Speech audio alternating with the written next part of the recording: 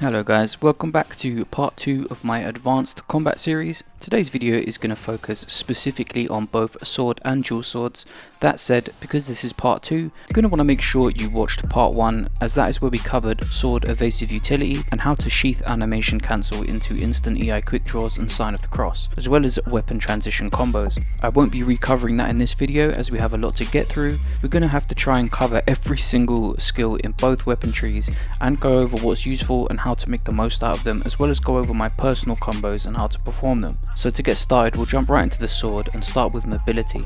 I covered the mobility aspect in more depth in the first episode, but one thing I want to go over is the swift step ability. It's definitely one of the more useful skills in the game compared to any weapon really, and that's the reason why on most of my builds, no matter what weapon I have, I will always run sword as a secondary. Learning how to use this skill effectively is key in 3 areas of combat. That is mobility, defense and offense. The mobility of this skill is in its ability to position yourself, as you can easily place yourself behind an enemy, allowing you to set up an attack, which then also ties into the offensive aspect of this ability. This also works defensively, as it can completely bypass certain attacks as well as incoming projectiles. So the key to using this ability effectively is to throw out a quick attack when you see an attack incoming, and when the attack is about to land, you follow through with forward plus X to perform a swift step. This is the foundation for many sword combo setups, so I highly advise you learn how to use it effectively. Next we'll cover the defensive aspect of the sword in its parries. There are many forms of parries, but first we'll look at the basic parries. So we have Leaf Glide, Haze and Water Shadow, the most useful of which is Haze and Water Shadow. Learning to pull these off successfully on human enemies not only allows you to mitigate damage, but they'll also allow you to heavily punish the opponent by following up with quick draw attacks. Now admittedly in PvE these are not essential to your toolkit as much as they would be in PvP, which is not yet out in Nioh 2, but it did exist in Nioh 1 and we are expecting it to come to Nioh 2. That said, even if you're not going to PvP, I do advise that you learn how to use these parries. Next you have your Perfect Guard, which is much easier to perform when you have the active Mystic Heart Sword of Salvation. Perfect Guard is far more practical than regular parries, and I would argue is essential to your toolkit, especially if you are using a purity weapon, which I will cover shortly. Firstly, I want to go over Tempest, which synergizes with Backwave. Backwave essentially staggers the enemy when you perform a Perfect Guard, and Tempest is going to allow you to perform a counter attack once you break the enemy's guard. For this reason, you absolutely should be taking Backwave 2 in the skill tree, which will allow you to perform a Tempest after a successful Backwave. The easiest way to perform this is switch into mid stance, perfect guard an enemy attack and immediately press L1 to perform a Tempest. It's an extremely punishing attack that is very easy to perform. There are more advanced ways to access Tempest, for example from a low stance Heaven's Flash into a high stance strong attack into mid stance L1 Tempest, but I get that's quite technical, so we'll cover that in depth a bit more later on. For now, just try and get into the habit of performing Tempest from a perfect guard. Now I mentioned purity weapons earlier. Having a purity weapon synergizes perfectly with perfect guard, no pun intended. So with a purity weapon, after any blocked attack you can perform a key pulse. Now in part 1 of the series we covered how to perform a key pulse transition attack, for example an EI slash from a key pulse. Well, because perfect guard staggers the enemy, this gives you a free attack to key pulse transition into a quick draw attack. You of course don't need a purity weapon to counter with a quick draw attack, as you can sheath animation cancel to do that, but this way is just far easier. So now we've looked at the defensive options of the sword, let's look into the offense. So against humans I often switch out Swift Step for Heaven's Flash. As mentioned, Swift Step is one of the strongest abilities in any situation, however against humans Heaven Flash is the bread and butter of your strongest combos. By itself, pressing forward and X at the end of a quick attack or strong attack combo will see you jump on your enemy and slice down, staggering them for a brief second. Just for the sake of example, you can also chain Heaven Flash together simply by itself.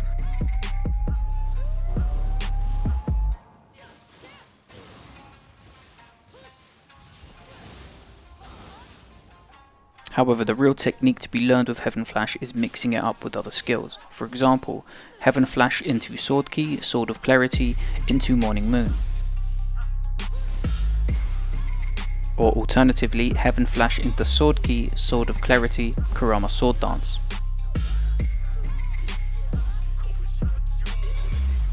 This of course requires you to learn stance switching mid combo, but if that was all a bit too fast and complicated, we will go over each individual skills in those rotations. So to cover some of the individual skills in the tree, let's take something like Shadow Sword. This is an example of a skill that is likely to be overlooked.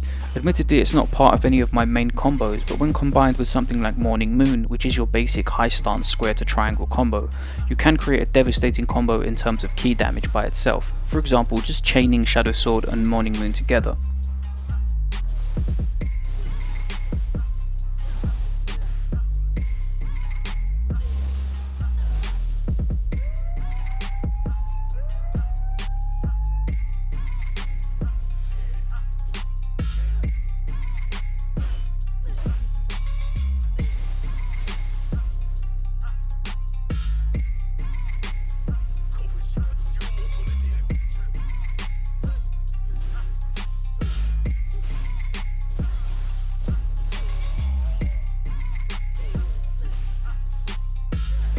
Now personally, for key damage, I prefer to utilize Sword Key. It's where I attach Masterful Slice as a skill modifier. If I ever see a situation where the enemy's key is about to break, I just throw out Sword Key. Having said that, Shadow Sword or Morning Moon spam is a decent way to get to that point. Some other individual skills, Flowing Shadow. This skill you definitely want. Whilst it's not part of any of my main combos, it serves as a filler skill to throw in at any point in the middle of a combo or at the end of a combo if the combo needs to be altered on the spot. For example, the enemy is one hit from death and my combo gets interrupted, I can just hit Flowing Shadow, roll around the enemy and hit them 3 times to finish them off. It can also evade certain attacks if you time it correctly, and because it's a decent skill in its own right, you could, if you really wanted to, even build around it and use it as a main DPS ability. Now, Sword of Discernment, this is probably the only skill I'm not going to cover with the sword, as it's a skill that I saw a lot more use with in Nioh 1 and in base game of Nioh 2, but now with all of the potential combos that are possible, I never find a reason to use this over the other skills. True and Through, the hidden ability, is another skill that I do not find very useful. Even with maximum thrust damage coming from the tree, Mida Clan and set bonuses, it doesn't do as much damage as a quick draw attack. The only way I found any use for this is in one specific combo on a non-grapple build where I can break guard, True and Through, follow up with a quick draw and then a finisher.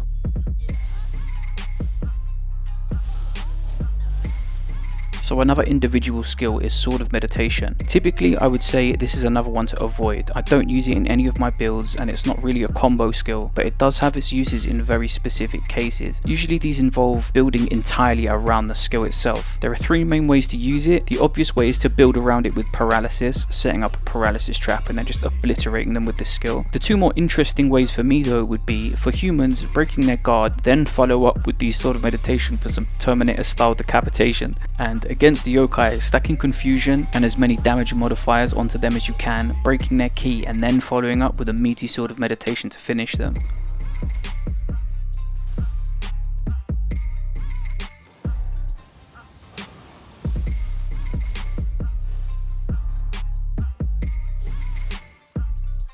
Now, the final individual skill worth noting is Swallow's Wing, specifically the upgrade, Swallow's Wing 2. This only works in light armor and can be used for some very advanced tech. Once again, this tech would only see real value in PvP, but in PvE it can make some cool montage clips if that's your kind of thing. Performing Swallow's Wing in light armor will see you flip backwards, so correctly timing a weapon switch when this animation ends will see you teleport back to where you were, and from here you have the ability to key pulse. So where things get interesting is if you have a secondary weapon that has a unique ability attached to key pulse, such as Rainbow Ruse on the spear, Darting Cloud on the split staff, or Demon Dance on Tonfa, you can teleport from Swallow's Wing into a unique combo from your secondary weapon. And I'll just show you some examples on the screen now.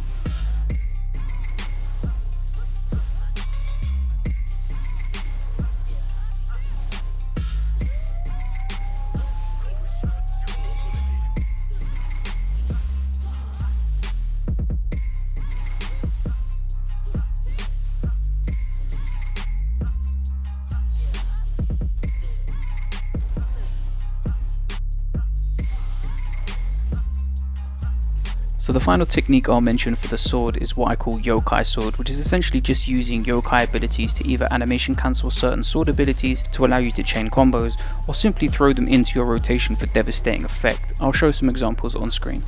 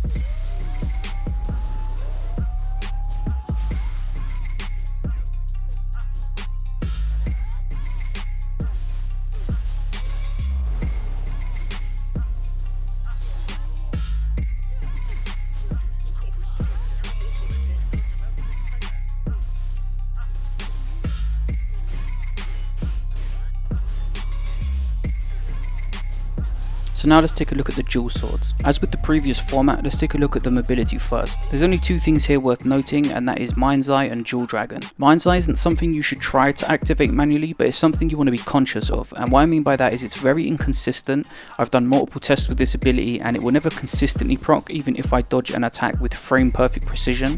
Sometimes it will proc, sometimes it won't, but you should be conscious that it's able to proc simply by dodging at the last frame of an attack, which if successful will reward you with a decent attack buff, which you can capitalize on by immediately following up with a sheath cancel sign of the cross. Now Dual Dragon is the bread and butter of all of my combo setups on the dual swords. I use it pretty much every time I engage with the dual swords. In low stance, any quick attack sequence followed up by a strong attack will see you flip over the enemy, positioning you behind them. So it can be used evasively as well, but it's mostly for the positional setup. Before we get into the combos and attacks that we can use from this position, let's go over the parries and defensive utility. Your most used parry should be Heavenly Flow, simply because it gives you an attack buff as well as knocking the enemy to the floor, allowing you to immediately follow up with Sign of the Cross into Final Blow. Now for your square parries, you have two choices, those being Earthly Flow and Punish the Proud. Against humans, you would definitely want to use Punish the Proud, which is the hidden ability. Against yokai though, you might want to use Earthly Flow. Yes, Earthly Flow can parry yokai. It's very hard to pull off and it's not consistent. It requires frame perfect timing, and even your positioning matters, as you want to be slightly left of center when you activate it, but it can parry yokai. As you can see, it works, but honestly due to its lack of consistency, I would recommend in most cases that you just dodge. If I ever use this, it's mostly for style points more so than practicality. Now against humans with Punish the Proud, you'll notice that it knocks enemies away from you when successful. When this happens, I like to combo it with Random Slice. This is the only time I'll ever use Random Slice, but it works really well with Punish the Proud, as you can immediately run to the enemy before they can stand up, hit them forcing them into the knockdown, and then you can follow up with either Sign of the Cross or Final Blow. Moonshadow is a skill at the end of the God of Wind tree,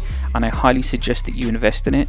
Pressing triangle when an attack is deflected will see you flip around the enemy and strike them. Not only is this great for breaking ki, but because you will often trigger this by accident just by trying to perform a regular attack combo, it's basically a free passive guard break attack. So speaking of God of Wind, let's move into the attack portion of the dual swords. This is my favourite combo on the dual swords and it's highly underrated. I attach it to mid stance so I can follow up from Dual Dragon with it, but more on that later. Now a regular God of Wind attack without perfect timing sees you slice down once with your swords at the end of the combo, but if you time the final triangle press correctly, which is around the peak of the kick in the combo, you'll get a double swing. Now this double swing does fantastic ki damage. It also sets you up for more combo potential, such as Cherry Blossom from high stance. Cherry Blossom is your basic square into triangle combo. On its own it's okay, it does decent damage, but the real way to utilize it is in a stance chain combo. For example, starting low stance Jewel of the Dragon into mid stance Perfect God of Wind into high stance Cherry Blossom. This should see you wreck most enemies, humans and yokai alike, but if at any point this combo is deflected by human enemies, as mentioned earlier, you will automatically proc Moonshadow, which just makes this whole combo extremely effective.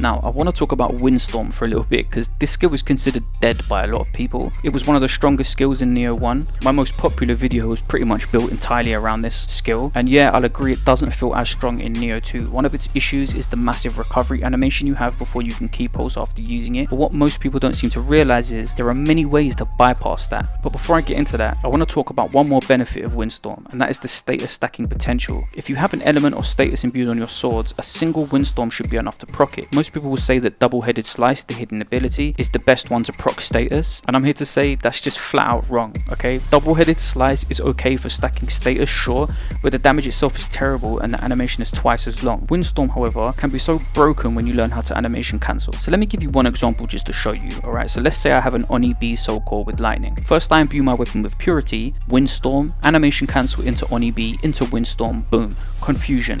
instant confusion whilst performing a solid DPS combo. That, by the way, has hyper armor. There's a reason I don't use Windstorm in my Nioh 2 videos, and that is because of how cheesy it is. It's really strong when done right. In fact, now I'm actually tempted to make a dedicated Windstorm build video.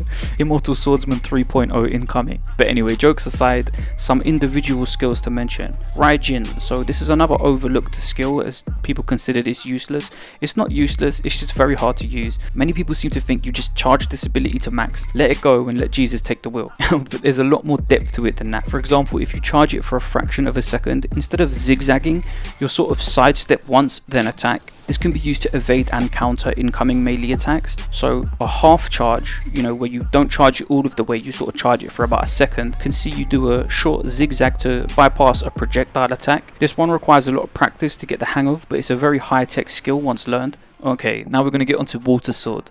So this is one of the most popular dual swords abilities. And I'm going to sound really pretentious right now by advocating all of the unpopular skills and declining all of the popular ones, but honestly I hate this skill. Yes, you can make a dedicated water sword build, but the only people who are really going to see comparative value in this, and what I mean by that is this skill having more value than anything else you could be using, is if you're a speedrunner and you're using this before you unlock ninja feathers, or if you're trying to raise your armor proficiency by spamming water sword against Daidara. For endgame players, there's infinite combinations of skills to prioritize over water sword outside of you just wanting to use it because it's fun, in which case more power to you. But the biggest issue I have with this skill is the fact that enemies stagger backwards whilst you're locked in place when using it. So honestly, my advice would be, if you were going to use this skill, is wait for the key break before you use it. That way the enemy is more likely to remain in place. There are of course several other techniques to lock an enemy in place to spam water sword, but I'm not going to cover them in this video. If you're really interested in this skill and want all the ways to play it effectively, ask me in the comments and I'll tell you there, because otherwise I'd have to spend another 10 minutes just on water sword to fit that into this video. So let's just move over to some transitional combos with both the sword and the dual swords. Typically I like to position myself with the sword, look for an opening for weapon switch ultimate sign of the cross, and then immediately step back into weapon switch EI quick draw. Sometimes I'll set up one of the regular combos in either sword or dual swords and then end that combo with a quick draw attack from the other weapon. If for some reason you've watched this entire video without seeing part 1 in the series, all of these weapon switch techniques were covered extensively there, so I highly suggest you go back and watch part 1 if you haven't already. But I think that's pretty much all I can think of to say on these weapons for now. I'm sure there's a dozen more techniques that I've both forgotten to incorporate or simply haven't learned myself, so if you can think of anything else regarding the sword and dual swords, please feel free to put it down in the comments below. If you have any ideas on what you'd want me to go over in part 3 of the series, please do let me know. For now though, if you like this video, please hit the thumbs up, and if you're not already subscribed, consider doing so for more Nioh 2 content coming soon. Okay guys, until next time, stay safe and take care.